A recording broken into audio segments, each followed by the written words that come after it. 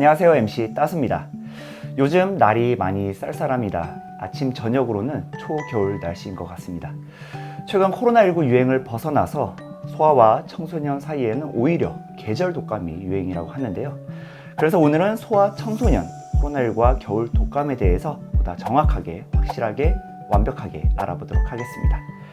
네, 매주 코로나19에 대해서 명쾌하게 소개해주고 계신 정비석 코로나19 특별 대응 단장님 모셨습니다. 반갑습니다. 안녕하세요.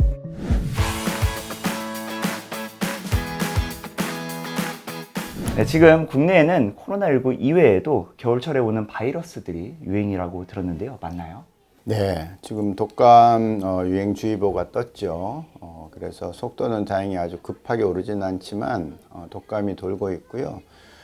사람 메탄 유모 바이러스, 또 호흡기 세포 융합 바이러스는 아주 긴 이름인데 그런 이름들을 가진 바이러스가 또 아이들 사이에 증가하고 있습니다. 이것은 처음 나온 건 아니고요. 늘 있던 건데 우리가 마스크 워낙 잘 쓰고 코로나가 워낙 유행하다 보니까 잠시 없어졌다가 금년부터는 이제 다시 제 모습을 드러낸 거죠.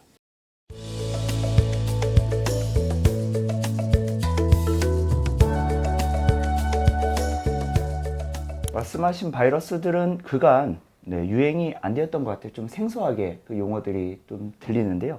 많이 위험한 건가요? 네, 이 바이러스들은 아이들한테 누구나 다 걸리는, 거의 100%가 걸리는 바이러스거든요. 메탄 유모 바이러스, RS 바이러스인데 특히 지난 3년 동안은 유행이 전혀 없었어요. 아주 미미했기 때문에 이번에는 아주 많은 아이들이 동시에 걸린다면은 병원에도 부담이 되고 그 중에서 중증 환아들도 나올 것이기 때문에 좀 조심해서 잘 지켜보고 즉시 소아 청소년들을 잘 치료할 수 있는 의료 시스템을 마련해야 되겠다. 그렇게 하고 준비를 하고 있죠. 네.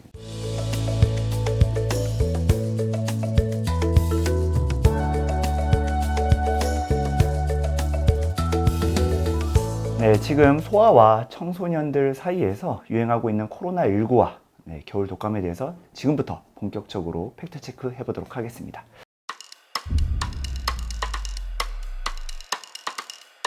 소아 청소년 겨울 독감 예방접종으로 독감뿐 아니라 지금 유행하는 메타뉴모, RS 바이러스를 예방할 수 있다. 땡, 틀렸습니다. 독감은 뭐 너무나 당연하게 독감만 예방합니다. 독감을 맞는다고 딴 게 예방되지는 않습니다. 마찬가지로 코로나 예방주사도 맞으면 코로나만 예방을 하죠. 이제 아쉬운 것은 지금 사람 메타뉴모 바이러스와 RS 바이러스는 예방주사가 없습니다. 그래서 거의 100%가 일생에 한 번은 특히 어릴 때 다 걸린다, 그런 말씀을 드리는 거죠. 네.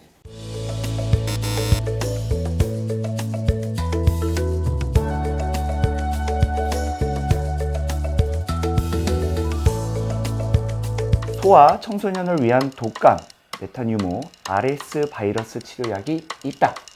이거는 세모네요. 예, 독감 치료제는 있습니다. 독감 치료제는 있기 때문에 생후 2주부터 9살까지는 그냥 다 약을 받을 수 있고요. 검사를 안 한다는 얘기입니다.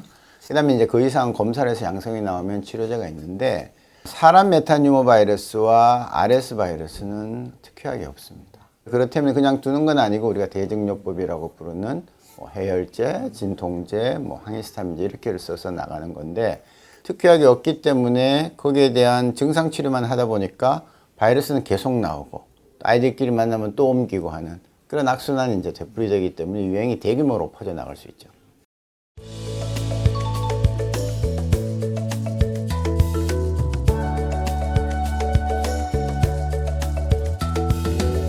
겨울 독감과 코로나19 증상 구분이 가능하다. 일단 불가능한 걸로 하겠습니다. 이제 경험이 많은 의사가 보면 전형적인 독감과 독감이 아닌 것은 어느 정도 구분이 됩니다만 특히 아이들한테서는 일단 고열이 나버리면 이것이 코로나인지 독감인지 메타뉴모 바이러스인지 RS 바이러스인지 알 수가 없습니다. 이제 거기에서 혼란이 시작되는 거죠. 코로나와 독감을 우리가 예방을 하잖아요. 예, 마스크 쓰고 손 씻기 잘하고 예방주사도 맞고.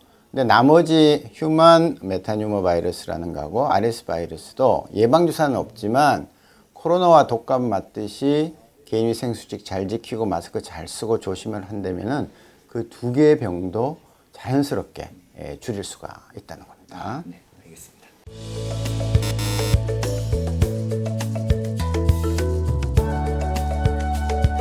아이가 발열, 인후통 등 증상이 있을 때 가까운 호흡기 환자 진료 센터나 소아청소년과 병의원을 방문해야 한다. 네, 꼭 해야 됩니다. 맞습니다. 아이들은요, 특히 아주 그 어린 아이들은 열만 나도 경련이 나는 수가 있어요. 그럼 뭐 부모들이 너무너무 당황하죠. 특히 이런 철에는 구분이 안 되잖아요.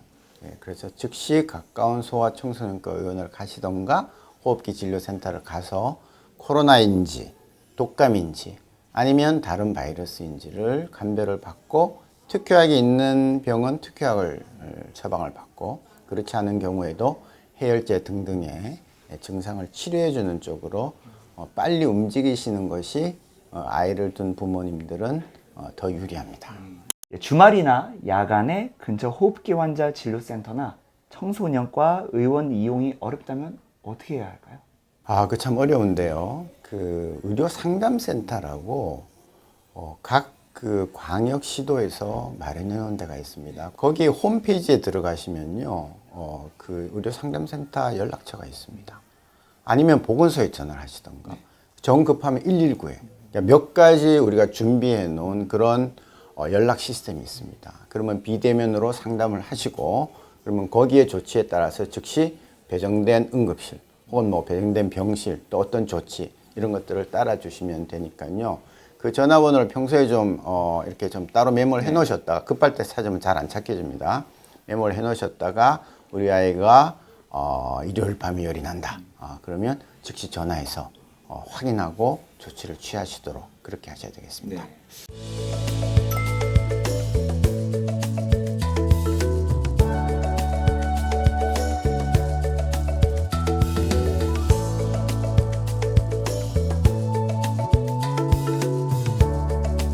발열성 질환이 있는 소아 응급 환자의 경우 선 코로나19 진단 검사가 원칙이다.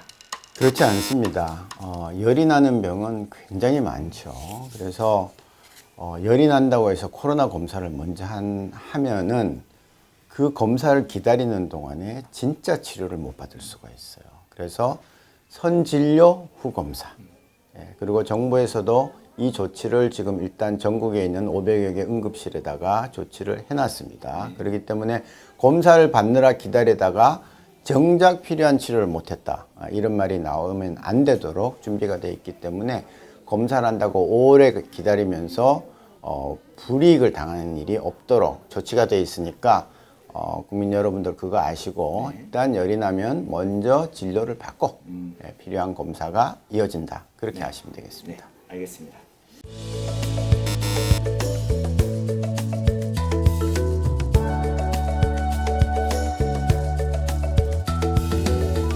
소아 환자의 경우 신속한 입원이 가능하다. 네, 가능합니다.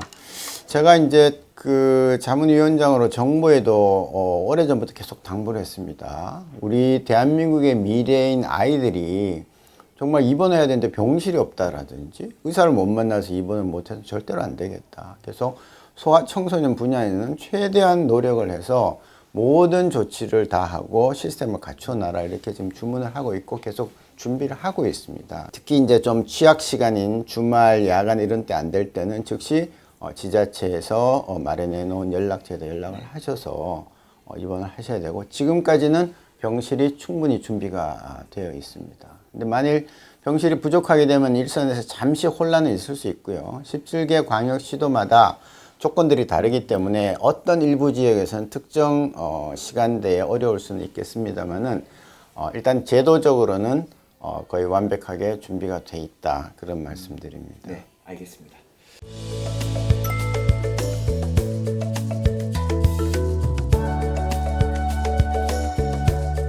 지금까지 소아 청소년 코로나19와 겨울 독감에 대해서 팩트 체크해 보았습니다. 단장님, 코로나19와 독감 등 감염성 호흡기 질환들이 지금 동시에 유행하고 있는데요. 우리들이 대비할 수 있는 방법은 또 무엇이 있는지 마지막으로 한 말씀 부탁드립니다. 금년에 이 코로나19와 독감이 유행을 반드시 다시 할 거예요. 그리고 이제 독감과 코로나19는 피할 수는 없습니다. 그래서 가장 취약한 연령층인 아주 어린 아이들, 또 고위험자인 나이가 든 사람들, 그다음 만성 질환자들을 철저히 보호하면서 우리 집에 어린아이들이 아주 어린아이들이 있다든지 또 고위험자들이 있을 때는 그분들이 어떻게 하든 병에 안 걸리게 예방주사, 또 걸리면 빨리 치료받을 수 있는 그런 마음들을 다 가지시고 준비를 한다면은 코로나19와 독감을 금년 겨울에 무난하게 넘길 수 있지 않을까 그렇게 기대합니다. 네, 알겠습니다. 바쁘실 텐데 시간 내어주신 정기석 단장님께 다시 한번 감사드립니다. 네, 코로나 바이러스에 대한 모든 궁금증, 의문이 대한민국에서 사라지는 그날까지 코로나19 TV는 쭉 계속됩니다. 감사합니다.